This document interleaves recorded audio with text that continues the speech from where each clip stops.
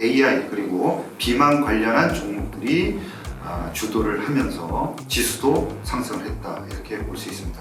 특히 이제 위고비 같은 경우가 치매나 약물 중독까지도 치료 효과가 있을 가능성이 있다라는 초기 연구가 발표가 되면서 주가에도 크게 도움이 되었습니다. 이런 뜻을 밝힘에 따라서 루닛이나 뷰노 같은 AI 업체들의 주가도 큰 폭으로 상승하면서 전체적으로 주가를 끌어올리는 모습들을 보였습니다. 안녕하십니까, 바이오 투자학교의 이혜진입니다. 구독자분들의 많은 응원이 큰 힘이 되고 있습니다. 좋은 질문과 의견들 보내주셔서 감사드리고요. 보내주신 내용 중에서 같이 공유하고 싶은 그런 내용들은 따로 알기 쉽게 정리해서 영상으로 보내드리도록 하겠습니다. 편안하게 질문 보내주시면 감사하겠습니다. 그러면 한 주간에 있었던 바이오 시장의 중요한 흐름을 정리해 보도록 하겠습니다. 미국 S&P 지수는 한 주간 마이너스 1% 정도 하락을 했고요. 바이오텍 중심으로 형성되어 있는 아크지 ETF는 3.9% 상당히 이제 부진한 흐름을 보였습니다. 연초 대비해서는 약 플러스 13% 정도 수익률을 나타내고 있고요. 대형주 중심인 XLB ETF는 한 주간에 0.7% 정도 하락해서 시장 대비 약간 아웃퍼폼하는 그런 모습을 보였고요. 연초 대비해서는 마이너스 한 2.5% 정도 떨어진 그런 모습을 보이고 있습니다. 전체적으로는 바이오텍 쪽이 약간 이제 흐름이 좋으면서 상승하고 있는 모습을 보이고 있지만 전체적으로는 그렇게 큰 방향을 위로 틀었다, 이렇게 보기에는 다소간의 이제 부진한 흐름이 지리하게 계속되고 있다, 이렇게 볼 수 있고요. 국내 바이오 지수를 보면은 코스피가 주간에 마이너스 0.6% 정도 하락을 했습니다. 반면에 코스닥 제약 지수는 주간 기준으로 3.6% 정도 상당히 크게 아웃퍼폼하는 모습을 보였고요. 비만 관련한 종목들이 흐름이 좋았고, 마찬가지 AI 종목 관련한 바이오 종목들이 흐름이 좋았습니다.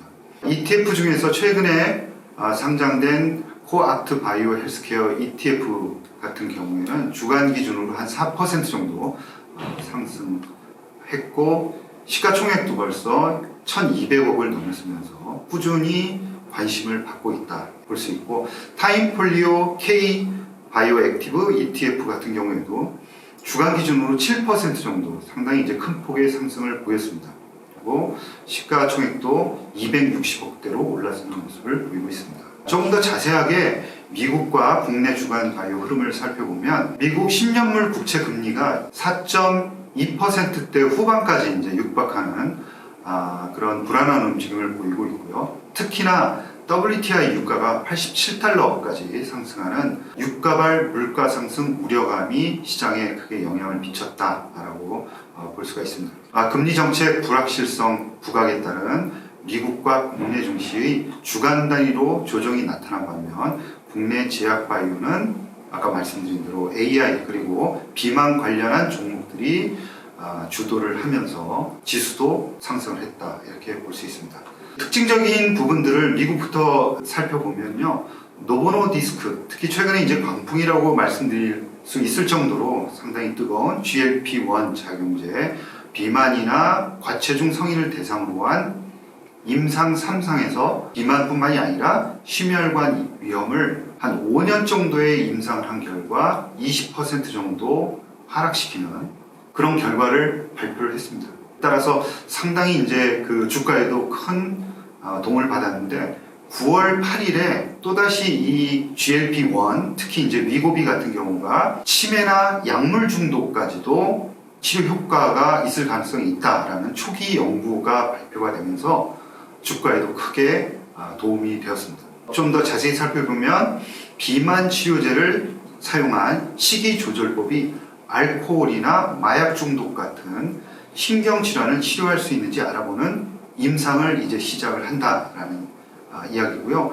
이 임상이 2024년 초기 데이터를 발표할 수 있을 것으로 예상을 하고 있습니다. 먼 얘기가 아니라 이 GLP-1이 약물 중독이나 알코올 중독 같은 그런 신경질환까지도 치료 효과가 나타나는지 2024년 되면은 알 수 있을 것으로 이렇게 예상이 되고요. 또 위고비의 성분인 이 세마글루타이드가 치매 위험을 높이는 타우 단백질, 이 타우 단백질은 신경세포 안에서 떨어져 나가서 자기네들끼리 뭉친 이런 단백질들이 축적이 되거나 아니면 뇌염증을 치료할 수 있는 이러한 임상들이 따로 이제 옥스퍼드 대학에서 진행이 될 예정이다. 그러니까 기존의 심혈관 치료제뿐만이 아니라 퇴행성 뇌질환, 신경질환까지도 포괄적으로 적응증을 넓혀갈 가능성을 보여주기 때문에 계속해서 비만 치료제들의 주가에 아주 우호적인 환경은 조성이 되고 있다. 이렇게 봐야 될 것 같고요.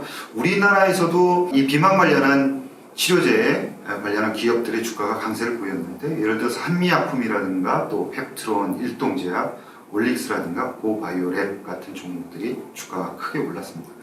우리나라 기업들의 전략들을 보면 이 위고비나 마운자로 같은 이런 대형 치료제들과 직접 싸우기보다는 오히려 이런 치료제들의 부작용이나 아니면 또 환자의 편리성을 도와줄 수 있는 그런 쪽으로 이제 연구 개발이 진행이 되고 있기 때문에 상당히 전략적으로는 현명한 전략을 취하고 있다라고 볼 수가 있고요. 여기서 힘을 얻고 조금 더 위고비라든가 아니면 마운자로와 경쟁할 수 있는 물질을 또 나중에 만들어낼 수 있지 않을까, 이런 생각을 또 해봅니다. 또 AI 관련한 업체들도 상당폭 이제 올랐습니다. 9월 1일에 또 식약처에서 안전관리 체계를 도입하고 또 규제 개혁을 하겠다, 이 AI 분야에서요. 이런 뜻을 밝힘에 따라서 루닛이나 뷰노 같은 AI 업체들의 주가도 큰 폭으로 상승하면서 전체적으로 주가를 끌어올리는 모습들을 보였습니다. 이슈 중에서 꼭 짚고 넘어가야 하는 이슈는 어떤 거냐면, 미국의 FTC, 그러니까 미국 공정거래위원회하고 암젠이 화해했다는 이 소식입니다.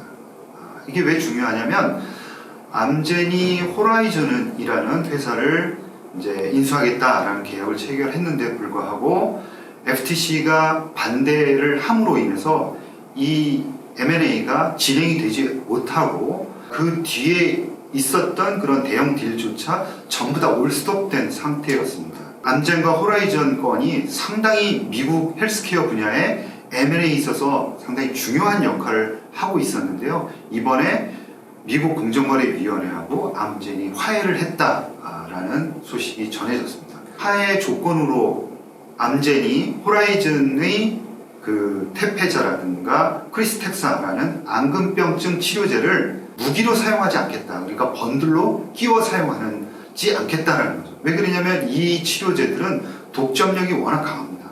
그래서 이 치료제들을 사옴으로 해서 오히려 더 암젠의 그런 독점력이 강화되면서 경쟁이 활발하게 진행되기보다는 오히려 경쟁을 꺾는 그런 역할을 할 것이다 라는 FTC의 우려감을 좀 없앴다, 이렇게 봐야 될 것 같고요. 이번 화해로 인해서 그동안 멈춰있던 화이자하고 시젠, 이 딜이 훨씬 더 크죠. 거의 한 430억 달러의 딜이 멈춰 있었는데 이 딜도 수월하게 진행될 가능성이 높아졌다라는 점을 염두에 둘 필요가 있습니다. 헬스케어 분야에서의 M&A라는 건 해도 되고 안 해도 되는 게 아닙니다.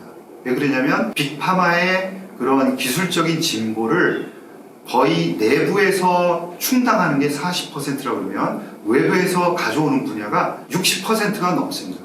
따라서 M&A는 어떤 선택의 그런 조건들이 아니라 성장하기 위한 필수적인 전략이다, 이렇게 봐야 되거든요.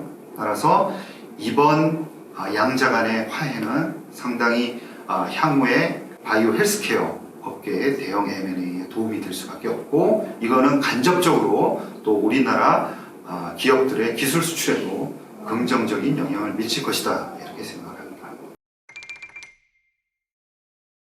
최근에 비만 치료제와 AI 관련한 주들이 상당히 약진을 하고 있는 모습인데요. 반면 전통적인 치료제를 개발하고 있는 회사들의 주가는 여전히 부진한 상황입니다. 분명히 글로벌 기술력을 가지고 있고 혁신이 이루어지고 있고 임상이 진행되고 있음에도 불구하고 주가는 멈춘 상태로 있습니다.